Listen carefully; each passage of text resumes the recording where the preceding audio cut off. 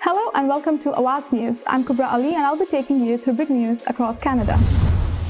Three brothers from York region charged after police seize large arsenal of firearms, $60,000 worth of drugs. Teacher shortages see some Ontario high school students awarded perfect grades on midterm exams.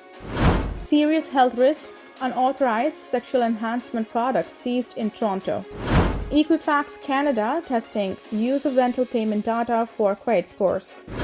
Man sprayed with bear spray in Oshawa in hate-motivated attack, police. Man charged in fatal Mississauga collision, police say victims not wearing seatbelts.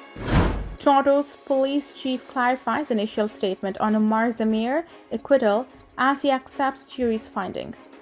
These were the headlines and now let's jump right into the details. The three brothers are each facing numerous charges after several guns and drugs were seized during search warrants in York region.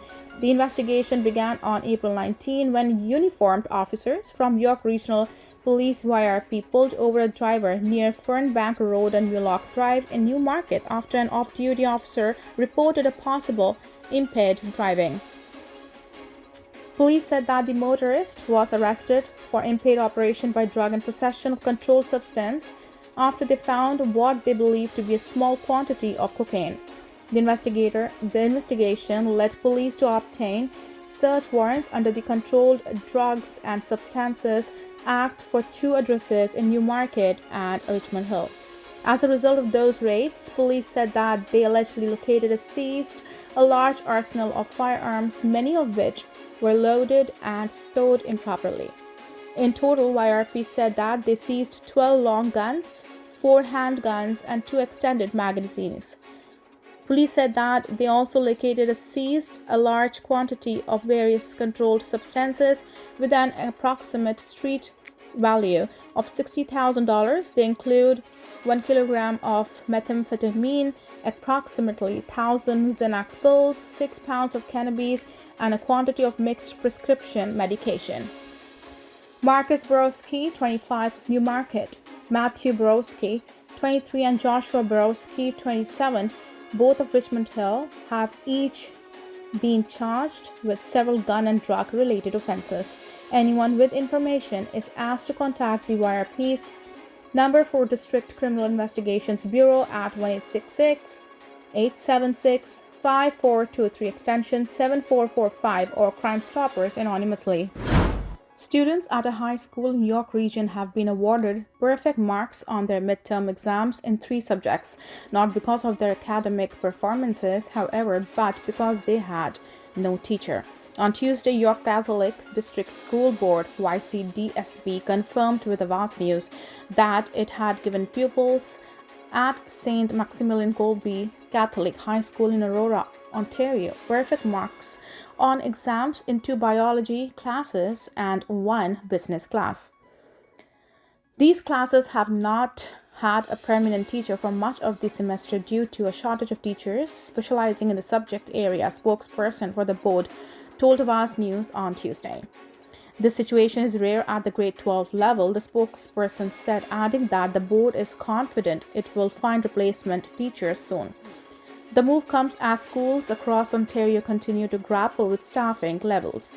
In its 2023 to 2024 annual Ontario School Survey, People for Education found that 24% of elementary schools and 35% of secondary schools report facing teaching staff shortages each day. Speaking to reporters on Monday, Education Minister Stephen Lecce called the situation unacceptable. Kids need to work hard in order to be assessed on their achievement, Lecce said, before calling on the Ontario Teachers Federation to allow retired teachers to fill absences short term. We are calling for retired educators who have decades of experience to be leveraged to fill those exact circumstances so qualified teachers could be in classroom and restore some stability for those kids, the minister continued. NDP leader Marit Stiles said York Region's Catholic School Board's decision serves as an example of the appalling state of education in this province after 6 years of Duckford's government. In a statement provided to Awaz News on Tuesday, the Ministry of Education said that the personnel decisions such as recruitment and retention fall under the jurisdiction of school boards. Police are looking for a man who allegedly sprayed another man with bear spray during a suspected hate-motivated incident in Oshawa last month. The incident happened on March 21st near Gibb Street and Stevenson Road South. Durham police said that they were called to the area shortly after 6 p.m. for reports of an assault. Investigators said that a male was sitting in his vehicle in a parking lot when the suspect allegedly approached him, knocked on his window, and then proceeded to spray him with bear spray while yelling racial slurs when he rolled down the window. The victim sustained minor injuries. Police said that they are investigating the incident as being hate bias motivated. Police described the suspect as white male between ages of 35 and 40 years old with a thin belt.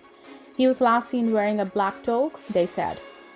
Toronto's chief of police has clarified a statement that he had hoped for a different outcome made just after Ammar Zamir's acquittal, telling reporters Tuesday he supports and accepts the jury's finding in the 5-week trial.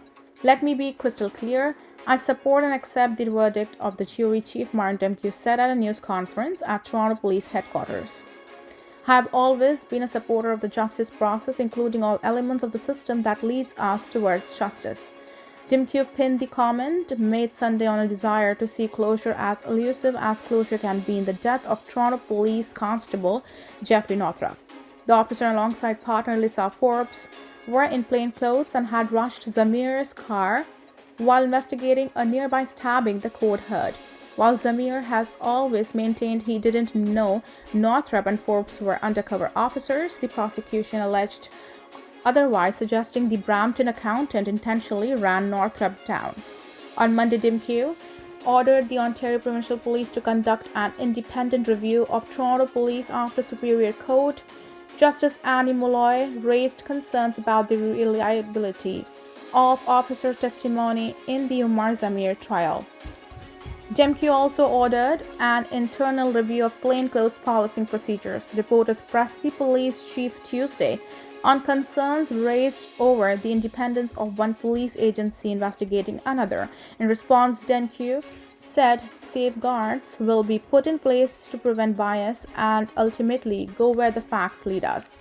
When asked whether the requested review could be interpreted as an acknowledgement of error, Demkiw said it was too early to comment. In Zamir's testimony, he said they feared his family was being robbed when a man and women in plain clothes rushed towards his car and started banging on it when he locked his door. The police chief acknowledged that every encounter with the public matters when it comes to mending the public's trust in police. We certainly recognize the concerns of community. We are going to do everything we can to rebuild trust in the best way we possibly can. Equifax Canada says it's exploring how rent data could factor into credit scores to help make credit and financial services accessible to more people. The agency says it's been testing small volumes of rental payment data for a while and has found that including alternative data could establish or enhance the credit scores of about 5 million more Canadians. The federal government recently announced it wants to see rental payment history count toward credit scores. In its latest budget, the government said it's calling on banks, fintechs, and credit bureaus to prioritize launching tools that will allow renters to opt into reporting their rent payment history. The government says this could help more renters become homeowners, as on-time rental payment history could strengthen credit scores and make it easier to qualify for a mortgage or a lower interest rate. Equifax says renters are a growing part of the Canadian economy and should be recognized for making rent payments on time. Health Canada says that it has seized a number of unauthorized sexual enhancement products that may pose serious health risks to those that use them. On Tuesday, the government agency said the products were found at convenience stores and at one adult store in North York, Scarborough, and downtown Toronto. Specific addresses of the seizures can be found here. The products, of which there are 10, include items like Rhino 7 Platinum, 10,000, Titanium 12K, and Black Panther No. 1. Health Canada said the products have been tested and were found to contain a number of hazards. Some of those hazards include yohimbe, a bark extract that can cause serious adverse reactions, particularly in people with high blood pressure, heart, kidney, or liver disease, and tadalafil, which can cause potentially life-threatening low blood pressure. Stop using these products and consult your healthcare professional if you have health concerns, the agency wrote. Health Canada is asking anyone who encounters these or any other unauthorized health products to report them to officials. A 25-year-old man has been charged in connection with a collision in Mississauga that left 2 people dead early this month. Peel police and paramedics were called to the intersection of Dixie Road and Eglinton Avenue on the evening of April 4th for a collision. Police allege a green Audi sedan and a white Audi sedan were speeding on the northbound lanes of Dixie Road when they collided with left-turning SUV as they entered the intersection. As a result, police said the driver of a white Audi lost control and collided with a hydropole. The driver was pronounced dead at the scene, while the passenger of the white Audi was transported to the hospital where he was later pronounced dead. Police said the 2 men were not wearing seatbelts at the time of the collision. Meanwhile, the driver of the Honda suffered non-life-threatening injuries. Investigators said no one in the green Audi was physically injured. On Tuesday, nearly 3 weeks following the collision, police announced that Inuel Wata, a 25-year-old Mississauga man, is facing 2 counts of dangerous operation of a motor vehicle causing death, 1 count of racing and speeding. In addition, police said Wata's driver's license was suspended for 30 days and his vehicle was impounded for 14 days. Investigators continue to ask anyone with the information to contact them at 905-453-2121 and extension 3710 or Crime Stoppers anonymously. Thank you for tuning in. I'm Kubra Ali. I'll see you back tomorrow, same time, same channel. Have a good night.